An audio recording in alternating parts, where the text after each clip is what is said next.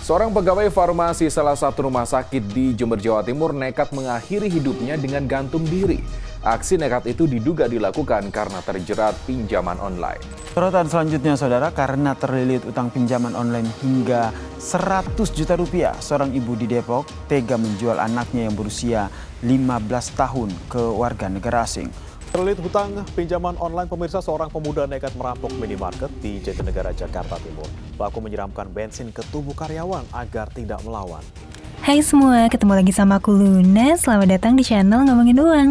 Kalau ditanya kenapa sih ekonomi Indonesia tuh susah maju, mungkin jawabannya bisa macam-macam.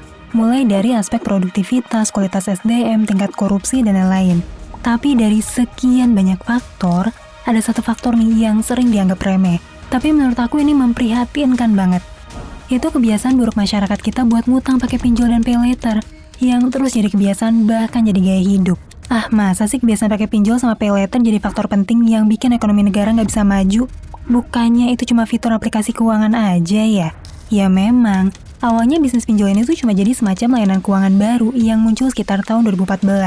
Sampai akhirnya sekitar tahun 2018, industri pinjol tuh booming. Total pinjaman sampai 5 triliun rupiah. Terus di Mei 2022, utang pinjol masyarakat tuh membengkak jadi 40 triliun rupiah. Dan di bulan Juli 2023, estimasi utang pinjol ini udah mencapai 51,5 triliun rupiah. Maraknya pinjol ini bisa kita lihat dari rasio utang rumah tangga terhadap PDB. Di mana di tahun 2005, rasionya tuh rendah banget, cuma 5% aja. Tapi cuma dalam waktu singkat, rasio utang rumah tangga kita saat ini udah mencapai lebih dari 17,4%. Oke, semua data ini sebenarnya udah bisa ngasih gambaran seberapa pesatnya fenomena pinjol ngerusak kesehatan keuangan masyarakat kita. Dan yang lebih mengerikan lagi, fenomena ini tuh bukan cuma sekumpulan data nasional doang, tapi juga berpengaruh besar terhadap keuangan rumah tangga jutaan masyarakat Indonesia yang terdampak langsung. Nah, di video kali ini, aku mau ngupas berbagai masalah yang muncul akibat pinjol. Entah itu yang merusak kondisi finansial, sampai yang mempengaruhi kondisi mental dan psikologi masyarakat kita. Pertama, aku mau bahas dari akar masalah utamanya dulu, yaitu bunga pinjaman utang pinjol dan pay later yang tingginya tuh udah kelewatan banget. Entah yang bersifat legal ataupun ilegal. Mereka sama-sama nerapin bunga yang tinggi banget, yang bisa ngerusak kondisi keuangan rumah tangga. Apalagi pinjol ini biasanya nerapin bunga harian, dan itu tuh dihitung secara majemuk alias bunga berbunga. Di mana sistem ini bikin utang masyarakat jadi membengkak dalam waktu singkat. Buat gambaran nih, menurut peraturan OJK dan AFPI, bunga maksimal yang boleh diterapin pinjol itu 0,4% per hari. Kesannya mungkin 0,4% itu kecil banget ya, tapi justru inilah jebakannya. Di mana angka 0,4% ini per hari nggak berasa jadi membengkak dalam waktu singkat.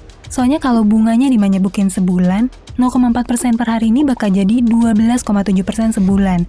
Dan kalau di setahun ini, bunga utangnya tuh jadi 330% setahun. Tinggi banget kan bunganya? Aku pribadi aja sampai bingung gitu. Gimana masyarakat kita bisa bayar utangnya kalau bunganya aja tuh lebih tinggi dari pokok pinjamannya? Dan ini tuh baru pinjol yang berizin dan ngikutin aturan.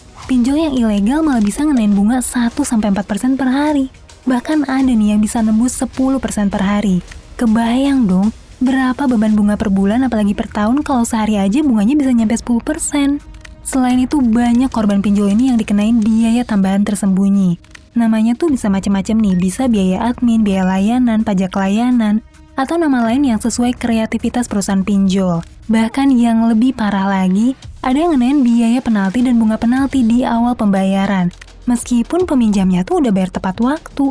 Yang bikin gak adil nih, biaya admin ini juga gak jelas dasar perhitungannya apa. Bisa tiba-tiba 20% nih dipotong di muka, atau ditambahin ke saldo utang peminjam dengan nilai yang hampir sama pokok utangnya. Alias secara gak langsung si peminjam tuh langsung kena bunga 100% di awal cuma dari biaya admin doang. Praktek gini jelas melanggar ketentuan OJK dan AFPI. Tapi ya realita lapangannya memang sering terjadi. Parahnya lagi nih, seringkali pinjol ini nggak transparan tentang biaya admin ini di tampilan aplikasinya. Banyak peminjam yang baru tahu tentang biaya admin ini setelah nerima dana yang dibawa pengajuan mereka. Bahkan ada juga yang baru dikasih tahu pas ngelunasin utangnya. Secara nggak sadar, korban pinjol ini dijebak supaya terus terlilit banyak utang dengan cara yang nggak beretika. Masalahnya posisi peminjam pinjol ini tuh lemah, karena ya nggak bisa berbuat apa-apa.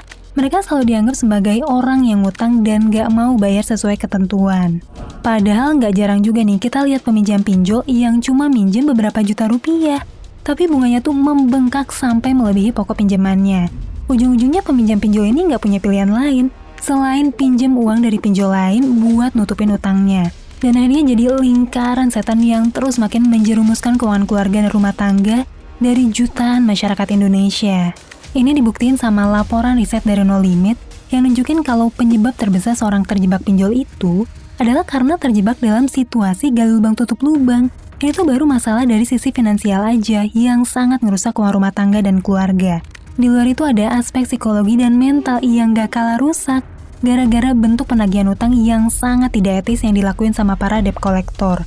Mulai dari teror pakai kata-kata kasar, tempat kerjanya didatengin, semua teman dan saudara diteror, identitas disebar, foto pribadi diedit dan disebarluasin, bahkan sampai order fiktif makanan online.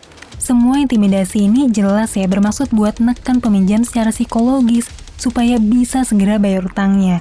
Udah kena bunga gak realistis, masih pula ngalamin berbagai macam teror yang ngeganggu hidupnya.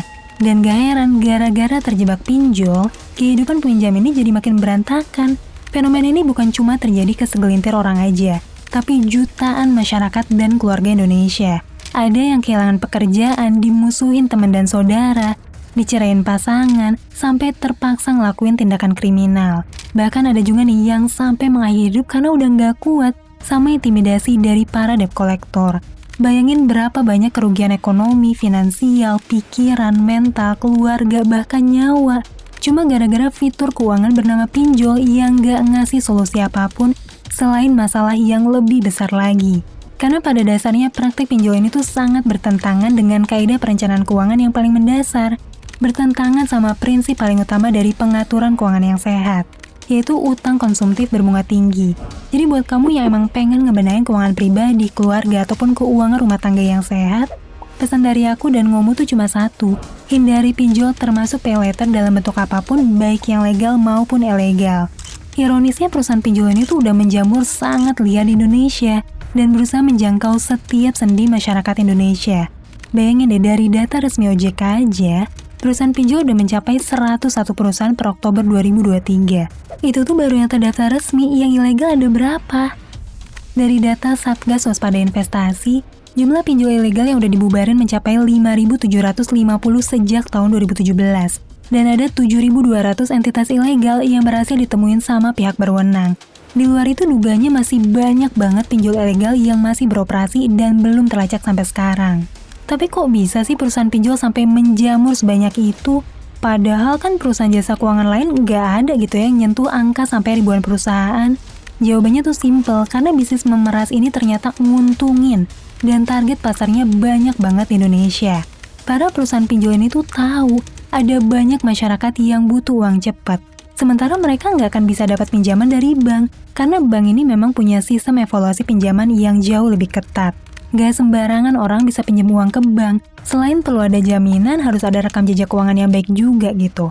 Nah, orang yang nggak memenuhi kriteria itu jadi ceruk pasar, yang dilihat sebagai peluang bisnis dengan ngasih solusi pinjaman berbunga tinggi. Jadi walaupun mereka tuh tahu gitu ya kalau kebanyakan peminjam ini adalah orang-orang ekonominya pas-pasan dan banyak yang gak sanggup bayar pinjamannya, tapi dengan bunga tinggi dan berbagai bentuk intimidasi, sebagian pihak ini akhirnya nyerah dan bayar gitu. Pinjaman bunga ini jadi bentuk bisnis yang sangat nguntungin buat mereka, sekaligus nutupin semua potensi kerugian dari mereka yang kabur gak bayar.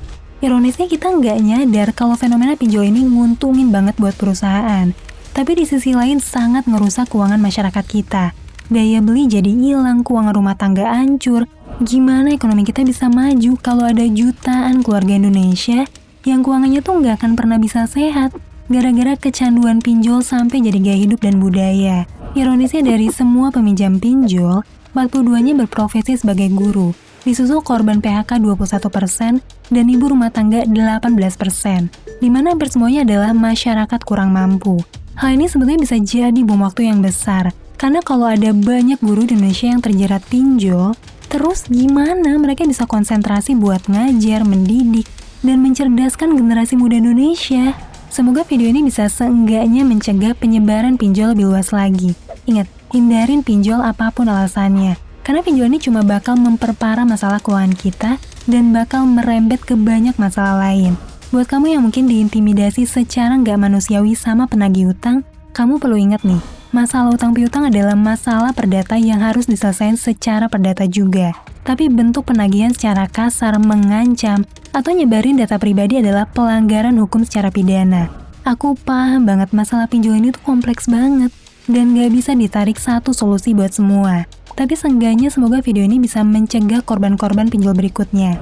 Sampai ketemu lagi di video selanjutnya. Tetap di channel Ngomongin Uang, karena ngomongin uang gak ada habisnya.